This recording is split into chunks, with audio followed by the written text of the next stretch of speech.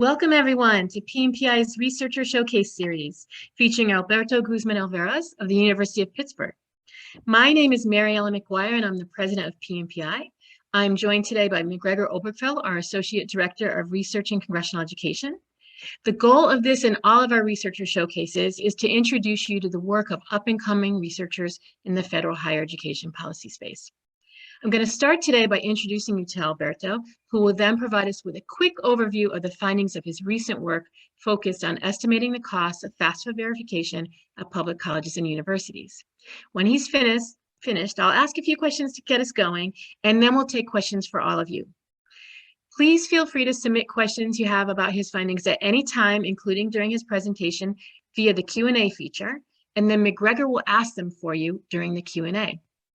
Before I introduce him, I do want to remind everyone that we are recording this session and that it will be posted later on social media. So Alberto, welcome. For those of you who don't know him yet, Alberto Guzman-Alvarez is a Ph.D. student at the Department of Educational Foundations, Organization, and Policy at the University of Pittsburgh School of Education. He's also a 2021 National Academy of Education Spencer Dissertation Fellow. His research focuses on applying and developing quantitative methods for evaluating the effectiveness of education policies and interventions. So with that, Alberto, what can you tell us about the cost of FAFSA verification at public colleges and universities? Thank you, Mary Ellen and McGregor and PNPI for inviting me to speak today. I'm very excited for the opportunity. So as Mary Ellen mentioned, today I'm going to be talking a little bit on FAFSA verification. This is co-work that was co-authored with my advisor, Lindsay Page, and currently available in a publication form in the Educational Evaluation Policy Analysis Journal of AERA. I want to start a little bit with FAFSA verification, a little background of it. So as we know, every year around 20 million new and returning students seek federal financial aid through the free application or federal student aid, or what's commonly known as the FAFSA. As many of you probably know, this is a very time-consuming long form, although there are various new efforts underway to remedy that. This FAFSA is used for students to gain access to the nearly $120 billion in student aid that's given out every single year by the Department of Education. But before that aid is actually distributed, a portion of FAFSA filers, around 25% of all FAFSA filers and 60% of Pell eligible filers, are audited for something that's termed verification. So this is a process in which a student's FAFSA is flagged by the Federal Department of Education, and students have to attest to certain things being correct on their financial aid application. This could be relatively simple tasks like confirming that your family size is like 4, for example, but it can be also very time-consuming tasks. For example, a student might have to get a notarized letter to prove that their parents were actually unemployed during the last fiscal year, for example. This is something that's very personal to me. I was verified every single year. I was an undergraduate, as was a lot of my friends, and my current siblings right now who are college age are also going through this verification system. So I was really interested in not just the student side, but also the institutional side. So what happens to the institutions that service these students, and what is the cost associated with them?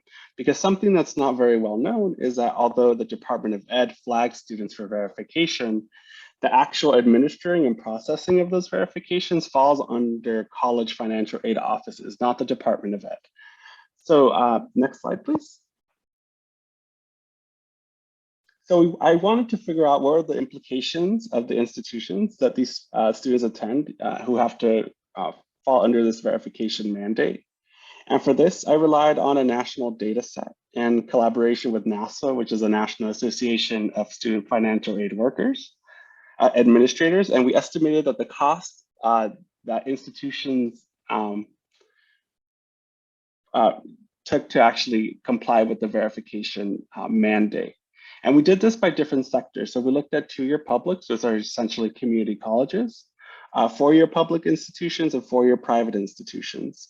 And because of data limitations, we have data of 2014, but we estimated that in 2014, nearly $500 million was spent by institutions complying with this verification mandate. That equals roughly around 130 additional Pell Grants that could have been given out in that year. And I'll acquaint you with that top panel, panel A. Here we're looking at the total cost of verification by sector. And here you can see that two-year publics, on average, spend around 225 million in total, complying with verification, around 190 for four-year publics, and relatively less for four-year privates. And what you're seeing there in gray, and the lighter gray, is Pell students, and how much of that is associated with non-Pell students is in darker gray. Of course, we want to know kind of what the average cost would be for an institution. And we find in that bottom panel that at two-year publics, community colleges spend around $224,000 complying with the verification mandate. And as you can see, relatively little is spent by four-year privates. So next slide, please. Something I was particularly interested in, and thankfully with our collaborators at NASA, we were able to get, is kind of the working operating budgets of these financial aid offices. Because as we know, between these different sectors, these offices and institutions are vastly different. So what we found here is kind of the most stark conclusion in our paper is that at two-year publics or community colleges, they spend nearly 22% of their operating financial aid office budget on verification. That's roughly 3 FTE that's just devoted to verification. And this is really important in light of recent news that were just covered at Inside Higher Ed that showed that these offices are severely underfunded, but yet these are the institutions that do the most with and are asked to do the most with the least. So for example, these are broad access institutions that service many students, not a lot of non-traditional students, first-gen, low-income, historically marginalized students. Yet these are the institutions that are spending the most amount of money complying with this verification mandate. And these institutions, again, are very understaffed. NASA reports that in these institutions, on average, you're dealing with around like 2 to 4 administrators that are complying with this verification. But as you can see, a four-year private institution that's much more well-resourced and has much more resources allotted to operating the financial aid office, they spend roughly just 1% of their operating budget in the financial aid office devoted just to verification. So this is really disproportionately affecting the public institutions. For example, those four-year publics are spending around 15% of their operating budget on verification. And this is really important because in recent light of the Department of Ed coming out with a cost benefit analysis, they found that a lot of this is not actually catching this misappropriated aid. Verification was made as a way to assure that these tax dollars are going to students who are actually using this money for their education and not for other purposes, but in their own internal kind of metrics that looked at how do we account for this kind of fraud, quote unquote fraud that might be occurring, found that it's really not occurring at very high rates. And to kind of put this into context in the current time we live in, verification the rate has been lowered to around 18% now for this upcoming year, and was paused in the last cycle. And the Department of Ed was talking about equity concerns regarding how this could disproportionately affect low-income first-generation students. So yeah, that's a very brief overview about my paper, and I'm excited to answer your questions. So Alberto, you got at this a little bit already, but I just want to ask it one more time. Could you dig in a little bit more? You talked about the community college piece, but why do we see the difference in the sectors between the two-year, the four-year, the private, the public? Just a little bit more around that. Yeah, of course. So as we know, community colleges and public institutions in general service more Pell eligible students. So if you're not familiar with Pell, Pell is a federal grant program that doesn't have to be repaid. It's roughly around like $6,000 a year that goes to students, and they have to show an exceptional financial need. As we know, a lot of these open access institutions like two-year public community colleges accept a lot of these students in there and these non-traditional students. Therefore, they have a larger proportion of students that have to undergo FAFSA verification. The rate, there's a very large discrepancy between the rate in which we verify Pell and non-Pell eligible students. I go in more detail in my paper, but for a non-Pell student, it's around 10%, the likelihood that those students actually get verified. But if once you cross over into the Pell threshold, it's around 60%. So this makes sense. The federal government wants to assure that that grant aid, that's aid that doesn't have to be repaid, is actually being accounted for. Therefore, you see this very large gaps in who gets verified. On top of that, community colleges face certain repercussions if they were to like have an outrageous amount of like fraud that was occurring that wasn't being reported. So some community colleges, I think to cover their own backs, choose to verify all their students, like their whole entire incoming class, to kind of buffer some of that potential misappropriation that could be happening. But again, you don't see this at the four-year privates, because those tend on average to have more students that are more come from higher income backgrounds and less precarious financial situations. That means they don't rely on federal Pell aid. Thank you. And could you talk a little bit more about what the impact of verification might be on students? I know you've done broader research around this, so could you add a little bit there? What does it mean for a student when they're verified?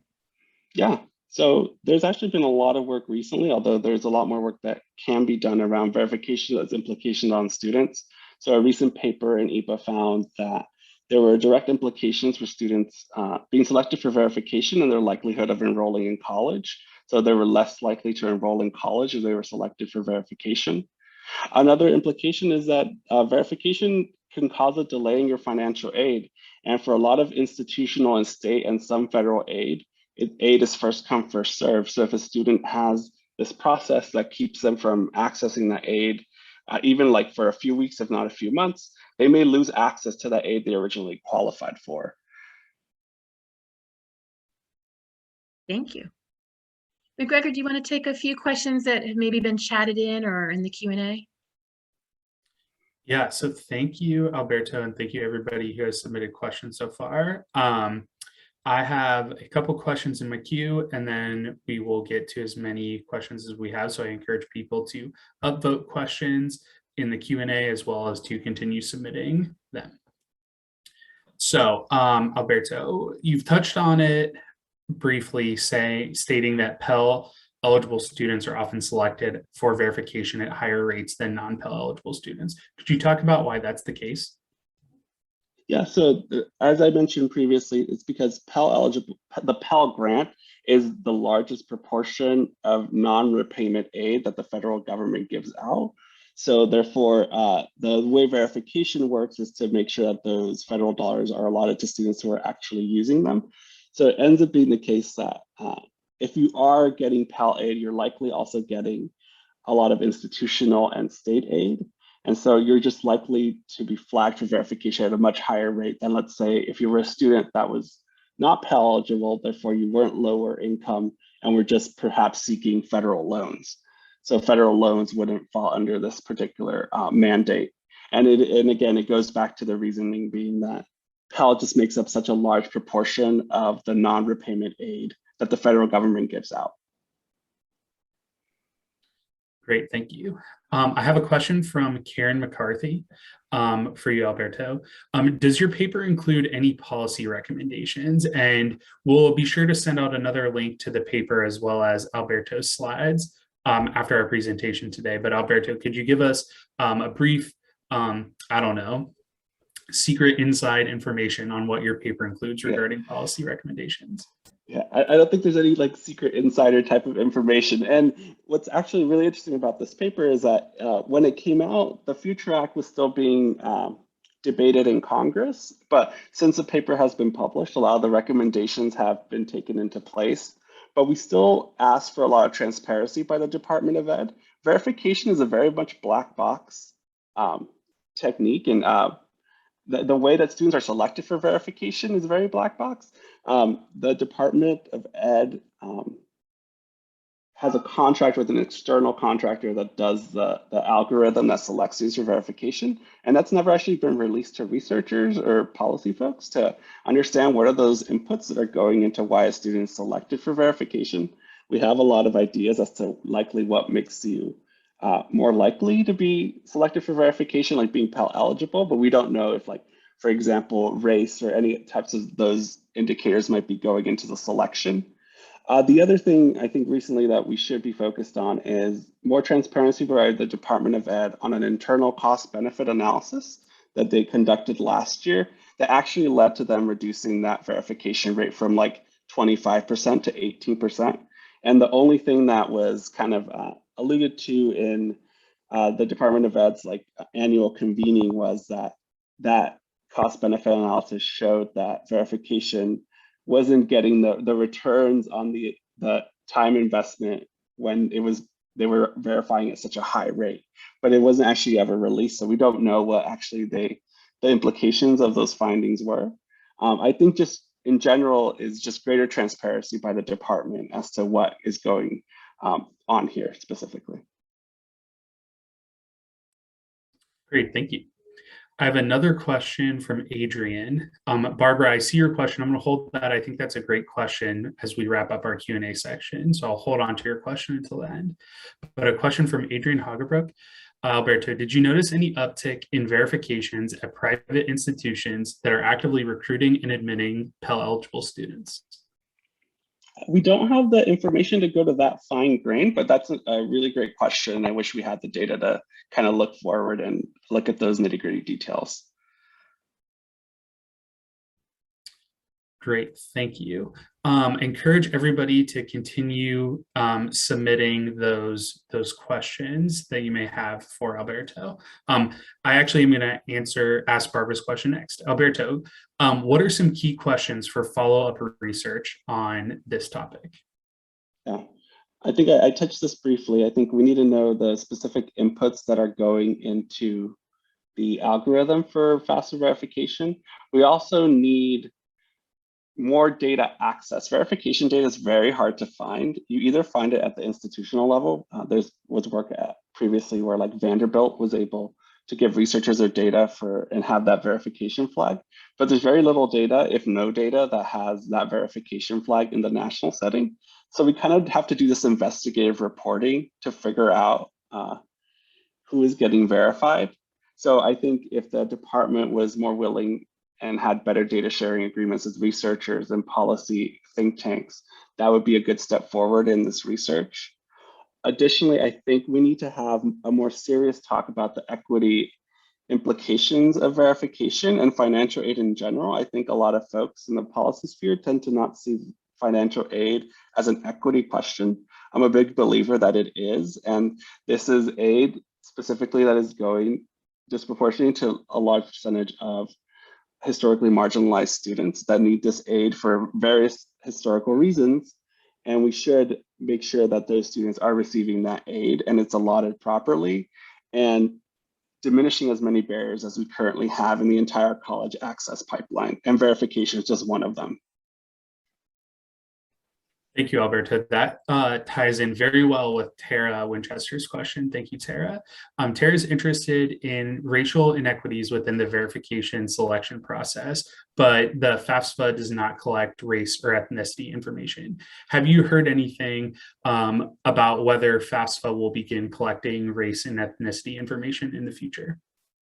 I haven't heard anything specific. I would point viewers to a recent work that came out of the Washington Post. I believe I can put the name of the chat. It's I don't have it at the top of my head right now, but it was specifically looking at FAFSA verification rates by like racial composition of neighborhood. And they found that at higher proportion Black, Latinx neighborhoods, you had higher proportion of FAFSA verification rates, which makes sense. Also, we are those groups that take a lot of Pell grants as well. So it's true that data is not currently collected, but that goes back to knowing, like having greater data access by the Department of Ed to answer those types of questions. Great, thank you. And I will pull a copy of that article and be sure to send it to all of our attendees this afternoon or tomorrow morning. Alberto, last question for you. Given all of the financial challenges presented to students by the COVID-19 pandemic, how do you expect verification patterns to change as students are still living within the reality caused by the pandemic? That's a great question, and one that I think a lot about.